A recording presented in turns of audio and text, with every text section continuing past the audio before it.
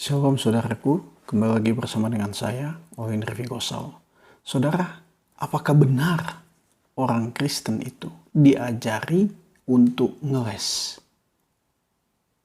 Mari kita pelajari bersama dan kita lihat dulu video dari Ustadz Felix Yau yang mengatakan demikian. Di taman, saya takut, jadi saya bersembunyi karena saya telanjang. Tuhannya nanya, siapa yang mengatakan kepadamu bahwa engkau telanjang? Kamu tahu dari mana? Maka kemudian Adam menjawab, siapa yang mengatakan padamu bahwa engkau telanjang? Apakah engkau makan buah yang kularang kau makan? Adam menjawab, perempuan yang kau berikan untuk menemani saya, dia yang telah memberikan buah itu kepada saya, lalu saya makan. Ngomong-ngomong, ini ngaku atau ngeles? Ngaku atau ngeles?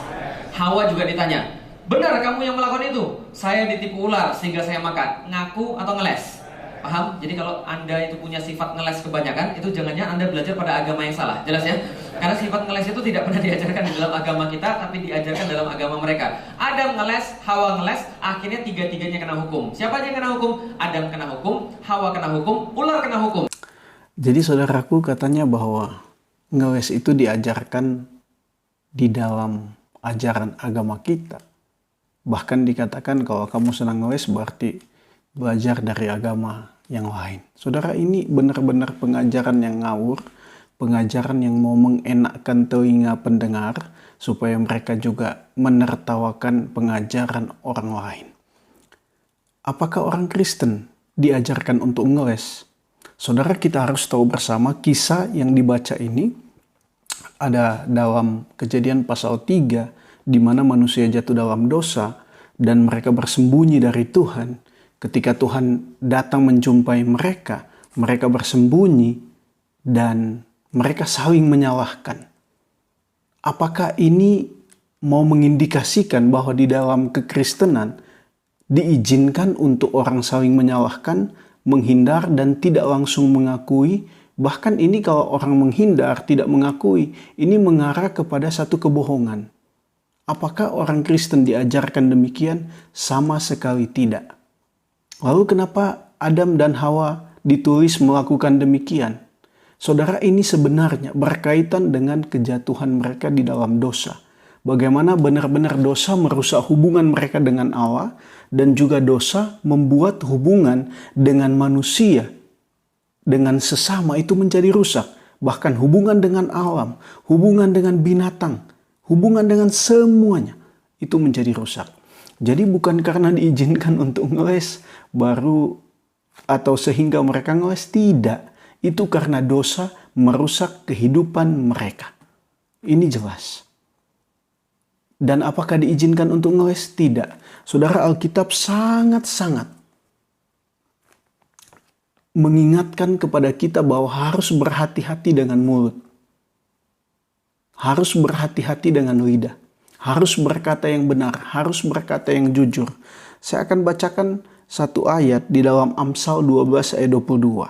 Di sana dikatakan, orang yang dusta bibirnya adalah kekejian bagi Tuhan. Tetapi orang yang berlaku setia dikenannya. Selanjutnya, Amsal 26 ayat 28. Lidah dusta membenci korbannya dan mulut licin mendatangkan kehancuran. Mazmur pasal 5 ayat 6. Engkau membinasakan orang-orang yang berkata bohong.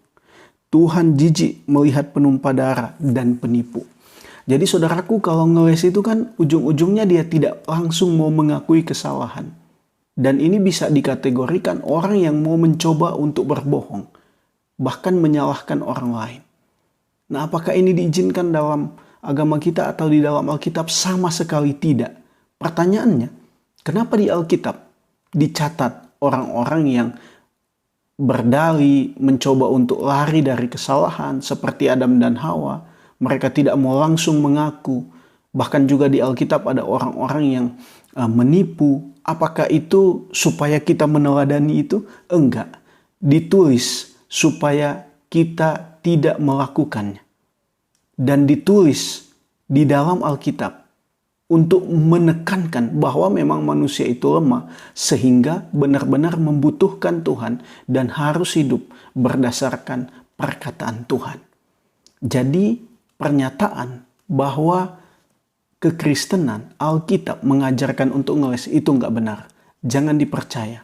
Alkitab kita sangat menekankan bahwa kita tidak boleh bohong. Satu ayat lagi saudara. Dalam Efesus pasalnya yang keempat, ayatnya yang ke-25. Dikatakan di sana, karena itu buanglah dusta dan berkatalah benar seorang kepada yang lain. Karena kita adalah sesama anggota. Jadi orang yang hidup mengalami kelahiran baru di mana Kristus hadir dalam hidupnya, dia harus menanggalkan kebohongan. Kiranya Tuhan menolong kita supaya tidak terpengaruh dengan pengajaran-pengajaran yang salah karena sama sekali dia nggak mengerti Alkitab dengan benar. Tuhan Yesus memberkati kita semua. Shalom.